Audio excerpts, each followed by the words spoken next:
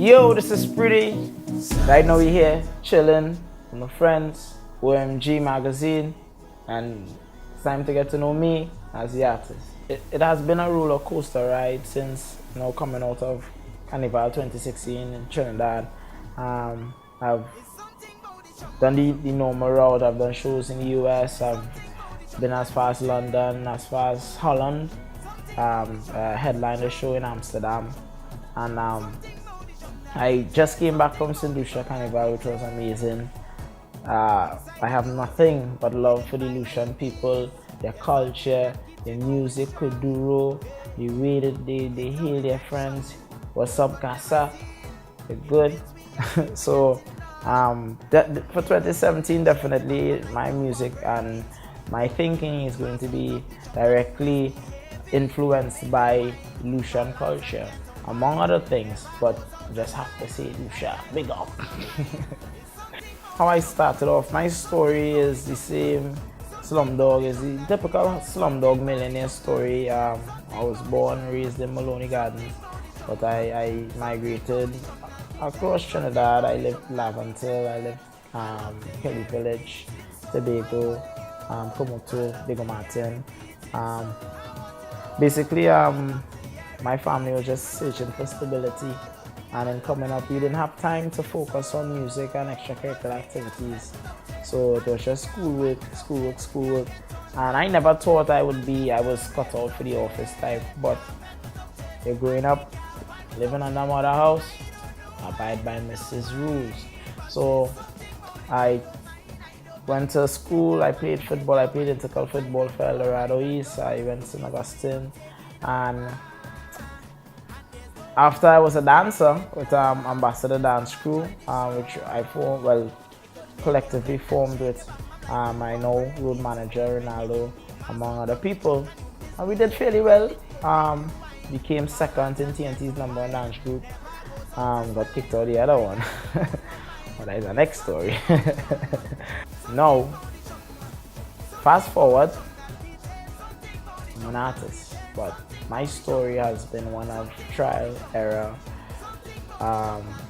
falling numerous times, being stabbed in the back numerous times, and being able to forgive and still, work past that situation. So I'm thankful now. Now I'm just thankful. One of the most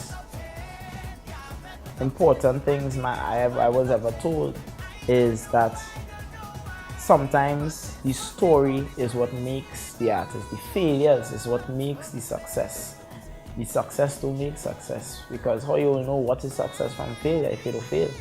And for me, I accept failure. I live failure. I'm going through some failures, but I know that after that, I will be a better person. I'll be a more mature person. I'll be ready for that situation. And if someone needs advice in that particular situation, they could come to me because I've lived it. So failure for me is needed for success, and I have so much failure stories.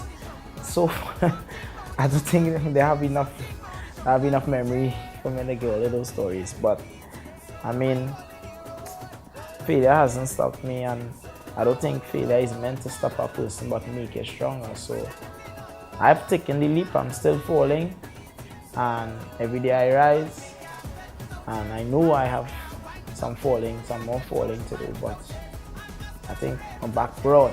I can handle it. Well, we could say I got a little bit of notoriety in Soca Star, but that was dead in the water after like 3 years. And when I came out with Whining Champion, no one knew me, but the rhythm was big. Casey and Nikolai decided to put me on the rhythm because we wrote the Patricia Roberts on that rhythm, Steffi and I. And I just realized that it was a process, whereas they didn't know me, they heard the song, but they needed to make a connection between artists and music. So that process actually took 3 years.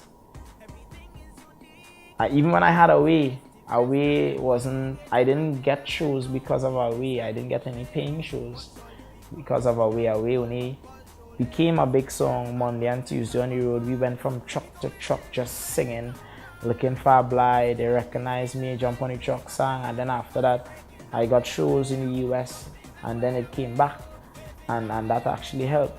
And so it's been a working process, but it has been a process that took time, a lot of time. Yeah, what another thing I'm thankful for, and I understand, I take into consideration, and I hope no one takes it the wrong way, but let me not use myself. Artists like Voice, they are doing things that took other artists. They're still artists, massive artists that have no one or soca monarch yet, that had a hit like Voice. I haven't had a hit like him as yet. So we see now with the forward movement and the progression of soca and the soca artists and the breeding of a newer generation of artists, whereas things are taking a little bit less, stressful time to happen. Now we have social media, so there's different outlets one could take besides going on radio. And even the radios are being a lot more open to hearing what the new artists have to say, because they understand that, they are the ones that will be taking the reign. They are the ones that need to nurture us as new artists, as younger artists, to build up the culture, to build up the art form. Because if you ain't have music, how you go play? What you go play? So I think they understand that, and I see a lot of new artists getting up there and getting interviews on stations that even back in the day I thought wasn't possible. To get an interview on 96, Red, Boom, Slam, those things were myth. For me, it was like chasing a unicorn. You hear your song on the radio, is that done? Yeah, the things I'm working on for not only 2017 but for future years is things that all artists need to figure out and work on, and it takes time. Image, sound. Well, I think I have my sound. I know what's my sound. Getting a tight-knit team. My team works very hard, but there's still a lot of kinks that need to be worked out. Music, growth. There's so much things I think I need to work on. I know I have to work on.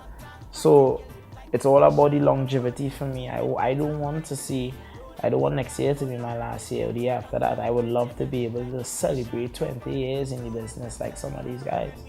So I know the road is going to be long, it's going to be stressful, difficult, but I am willing to put in the work, I'm willing to listen, I'm willing to do what has to be done in a professional manner to get what I have to get musically.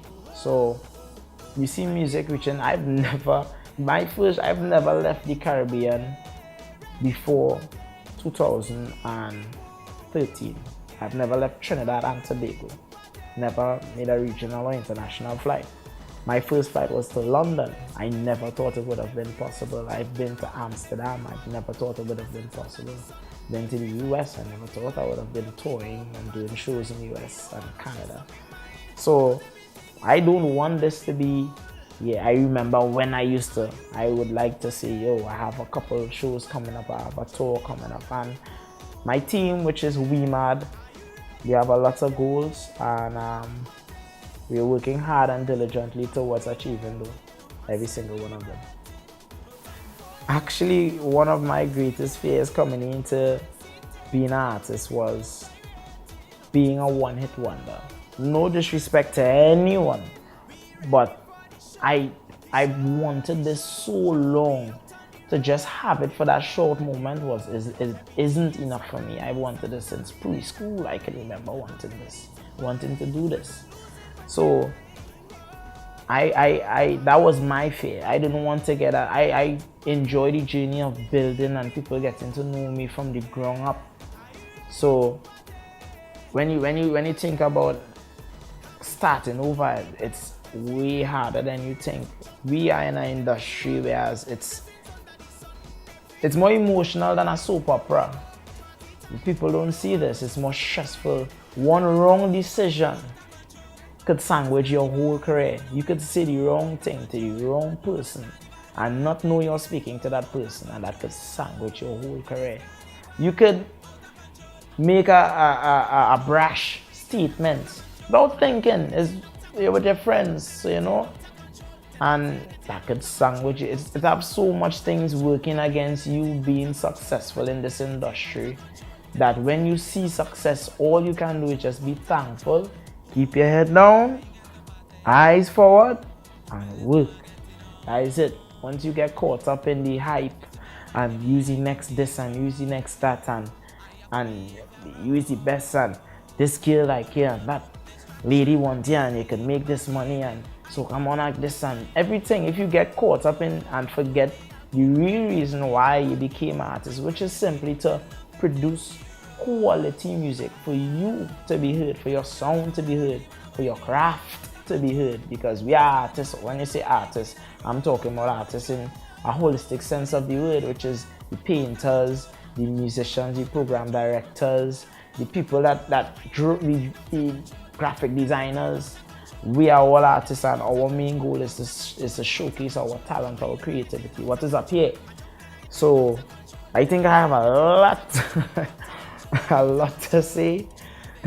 So hopefully you guys will be hearing from Preedy, seeing Preedy for many more years to come. The best time for me was walking out on that Soca Monarch stage and telling the truth that, listen, this is so hard. Like, people don't believe how hard this is to reach this point. More than one occasion I wanted to give up. I thought I wasn't gonna make it. There was so much obstacles, and a lot of these obstacles I didn't fix the problems. The problems were just left and we couldn't do anything. It was out of my hands. And when I began saying, listen, you guys don't know how hard it has been. I was on the brink of tears. A lot of people don't know that I was on the brink of tears because who didn't show up, who cancelled. I almost got in a fight backstage with security. I paid for props, never got my props. I asked veteran artists to come out and just give me that support, because as a new artist, you expect the older ones to come and give you that lending hand, because I didn't have anyone else to say, yo, Preedy, you're whining too much on stage. Yo, you're talking too much on stage. Give me a low. The artists that actually helped me was upcoming artists themselves, which is artists like 5-Star Akeem, even Mr. Renzo. They were the one that, you know, took me on shows that where it was small shows. Even now there were small shows, and they still did. I got advice from Marshall, advice from Bungie, so these things go a long way. So for my performance in Soca Monarch, I expected one artist in particular, one veteran artist in particular, to come because he spoke so highly of the song and what it meant, and I was so honored to be in his presence and to be able to soak in whatever information I could get, because he had so much to give. This guy, he's a damn. And when he canceled last minute, I was so pissed, because I asked on numerous occasions, and it's not like, listen, in my whole life I've been turned down. I'm the kid that me and my little brother was told by my pops, yo, I come in and spend some time with all you. Went, buy popcorn, buy movies, stood at the side of the road, never showed up. He was on a flight back to New York. So I know disappointment, but it doesn't mean that it wouldn't hurt every time I get disappointed. And what was the best moment for me is to know that despite that, the polar opposite happened, which, I mean, when David Rudder answered his phone and said, yeah man, no problem, I'll go be there. That, and when he came out on stage to support me, he asked for nothing. He didn't have asked for a ticket. He just walked inside Soca Monarch. We asked, how you get inside? He said, "Hi David, brother." "Hi David, brother." I said, "All right, Daddy." All right, you true. And the spirit he brought just let me know that, yo, despite all these things going on here, everything will be okay, Daddy. These things meant to be. And he prayed, wrote us in tent. And even though after that I got into the little scuffle, you know, the little bacchanal, and I mean, me and the guy cool. No, I mean, he's not BFF, but after he come and pull up my jersey for one stage, I was so happy with my performance. I was done. I take off everything. I threw this stage, throw everything off. I say, yo, I done. I going home. I walk up to that guy. I shake his hand. I say, yo, Daddy, you feel nothing. It is what it is.